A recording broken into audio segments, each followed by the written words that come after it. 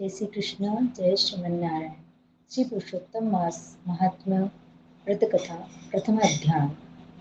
वंदे वंदारुं मंदारं वृंदावन विनोदितं वृंदावन कथानाथं पुरुषोत्तम बोधम। कल्पवृक्ष के समान फलदाता वृंदावन में विनोद विहार करने वाले अनेक कलाओं के स्वामी श्री पुरुषोत्तम की मैं वंदना करता हूँ।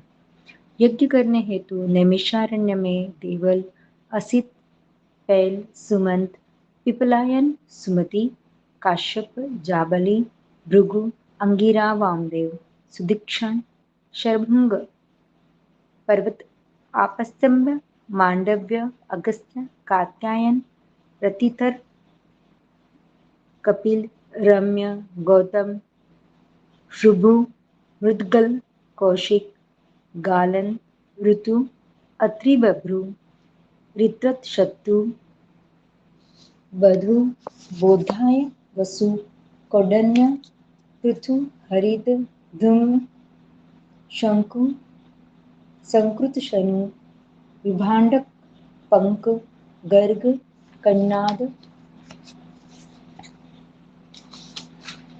जमनग्नि, भारद्वाज, धूमपोन, भार्गव, करकर, शौनक, शतानंद, विशालाक्ष, विष्णु, वृद्ध, जर्जर, जंगम, जयपार, पाशधर, पुर, महाकाय, जैमिनी, महाग्राव, महाबाहुम, महोदर, महाबल, उत्तालक, महासन, आर्थ, आमलक, प्रिया, ऊर्ध्वबाहु, ऊर्ध्वपाद, एकपाद, दुर्धर, उग्रशील, जलाशी, पिंगल, अत्रि, भ्रमु, शांगीर, करुण, काल, कैवल्य, कलाधर, श्वेतबाहु, रोमपाद, क्रुद्रु, कलाग्नि, रुद्रगण, श्वेताश्वतर, शरभुंग, पृथ्वीश्रवा, अधिक, ब्रह्मनिष्ठ और वेदपाठी ऋषि अपने अपने शिष्यों सहित लोक कल्याण के विचार से सब एकत्र हुए।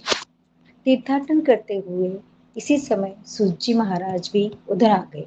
उन ऋषि मुनियों ने श्री सुज्जी को देखा तो सभी एक साथ आदर भाव से उठ खड़े हुए। मुनिगण हाथ जोड़कर बोले, सुज्जी महाराज, आप चिरायु हो, आपके लिए यह मनोहर आसन है, इस पर आप विराजमान हो। और इतना कह वे ऋषि मुनि बैठ गए।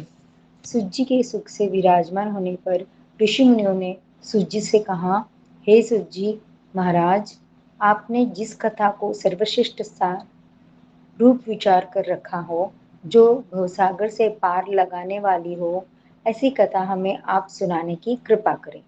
ऋषि मुनियों के ऐसे विनीत भाव से कहे गए वचनों को सुनकर सुज्जी करबद्ध आदर भाव से कहने लगे, हे मुनिगण, मैं आपको ऐसी कथा अवश्य सुनाऊंगा।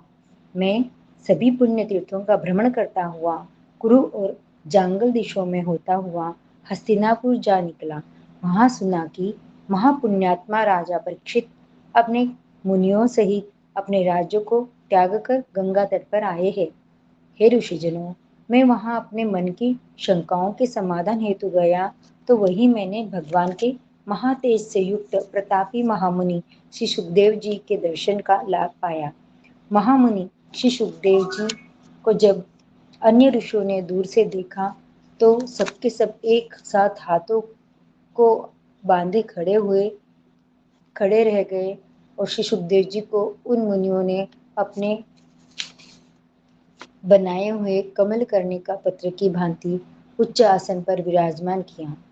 इति श्री ब्रह्मन नारदीय पुराणे पुरुषोत्तम महात्म्ये शुभ देवा गमन प्रथमाध्याय समाप्त।